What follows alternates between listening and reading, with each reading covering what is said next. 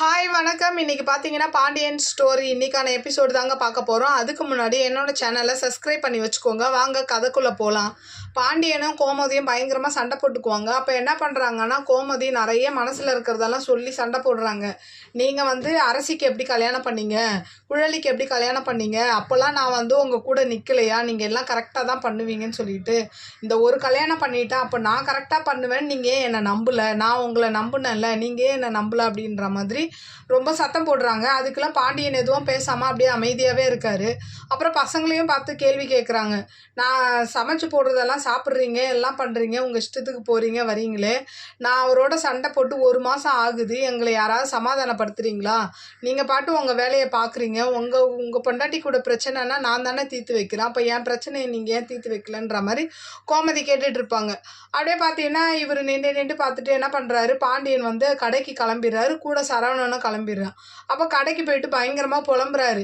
என்னடா இவ இவ்வளோ அமுக்குனி மாதிரி இருந்துக்கிட்டு என்னென்ன பேசுகிறா பாரு, குழலி கல்யாணம்லாம் எப்போ நடந்துச்சு, எல்லாத்தையும் மனசில் வச்சுக்கிட்டு இப்போ எல்லாத்தையும் கொட்டுறாங்களா, இப்போ உன் தம்பியிட என்னடானா உன் வாழ்க்கையை நான் தான் கெடுத்தேன்றான், என்னடா நினச்சிட்டு இருக்காங்க அப்படின்ற மாதிரி திட்டு அப்படியே புலம்பிக்கிட்டு இருக்காரு.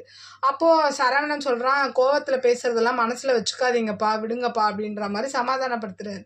இந்த பக்கம் பார்த்தீங்கன்னா கோமதி நான் ரொம்ப அதிகமாக பேசிட்டேனோ அப்படின்ற மாதிரி கேட்குறாங்க.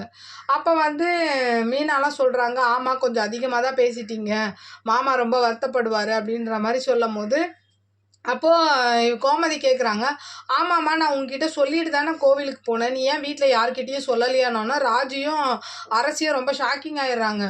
ஏன் அம்மாச்சி எங்ககிட்டேருந்து மறைச்சிங்க, நான் எவ்வளோ அழுது அம்மா இல்லைன்னு அரசி சொல்கிறாங்க.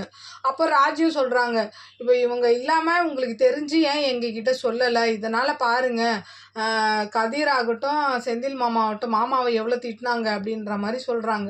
அப்போது மீனா என்ன சொல்கிறாங்கன்னா, நானும் காணாமல் போயிட்டா எல்லா மனசில் இருக்கிறதும் வெளில வரும்ன்ற மாதிரி அவங்களும் சொல்கிறாங்க.